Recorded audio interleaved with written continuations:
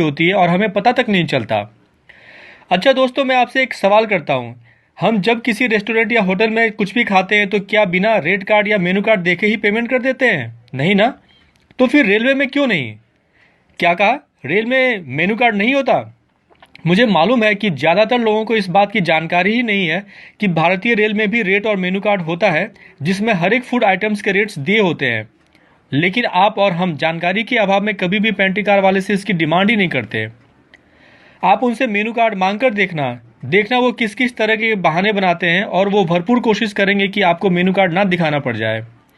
लेकिन ऐसा क्यों? वो आखिर क्यों छुपाते हैं हमसे? दोस्तों, मैं बताता हूँ आपको कि कैसे हम ठगे जाते हैं।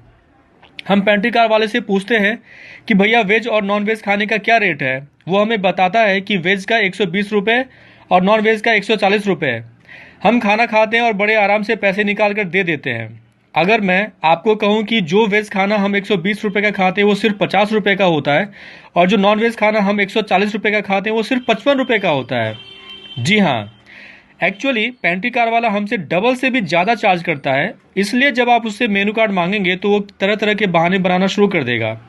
इतना ही नहीं, हमसे चाय, कॉफ़ी, ब्रेड, कटलेट वगैरह के लिए भी ओवर चार्ज किया जाता है। अब आप में से कई सारे लोग ये सोच रहे होंगे कि अरे यार, मैं तो साल में बस 2 या 3 बार ही ट्रेन से सफ़र करता हूँ, और कभी कभार थोड़ा ज़्यादा दे भी दिया तो क्या फ़र्क पड़ता है। हमारी इसी सोच का फ़ायदा उठाकर एक पेंट्री कार वाला एक रूट में, मानकर चलिए कि दिल्ली से झारखंड जा रही है कोई ट्रेन, तो तकरीबन ऑन एन एवरेज 1 से 1.5 लाख रुपए ओवर चार्जिंग से हक कमाता है। और दोस्तों, ये काली कमाई होती है, क्योंकि हम पेमेंट कैश में करते हैं और कोई भी बिल या वाउचर रसीद नहीं लेते हैं। ये सारे पैसे सीधे कॉन्ट्रैक्टर की जेब में जाते ही है, और ऊपर तक शेयर होता है। दोस्तों, भारत में रोजाना करीब 7,000 पैसेंजर ट्रेन चलती है।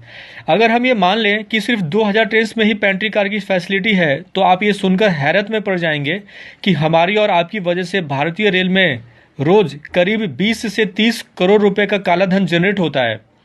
हमने कभी सोचा भी नहीं होगा, है ना?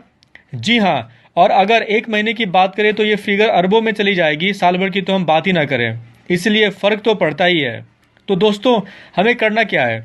बस अगली बार हम जब भी ट्रेन में सफ़र करें और पेंट्री कार वाले से कुछ भी खाएं या पिएं तो उनसे रेट कार्ड मांगें और उसी के हिसाब से पेमेंट करें। और हाँ, रसीद लेना ना भूलें। आप अपने घर परिवार, सगे संबंधी, दोस्त यार, सभी को इसकी जानकारी दें। हम कोशिश करें कि हमारे संपर्क में ऐसा कोई भी ना हो जिसे इसकी जानकारी ना रहे, ताकि हम भारत को भ्रष्टाचार मुक्त बना सके और आगे आने वाली पीढ़ी को काले धन की बुराई से बचा सके। इस संदेश को इतना शेयर कीजिए कि सुरेश प्रभु तक पहुंच जाए और सारे भ्रष्टाचारियों की और भ्रष्ट फूड कॉन्ट्रैक्टर्स की नींद उड़ जाए। हम और आप अगर ये छोटी सी कोशिश करें तो हम बदलाव ला सकते हैं। और जो ऐसा कहते हैं ना कि ऐसा ही होता आया है और ऐसा ही होता रहेगा, इसको चेंज कर सकते हैं। Yes, we can. दोस्तों, हंगामा करना मेरा मकसद नहीं, कोशिश ये है कि ये सूरत बदलनी चाहिए। कम बी ए चेंज वॉरियर।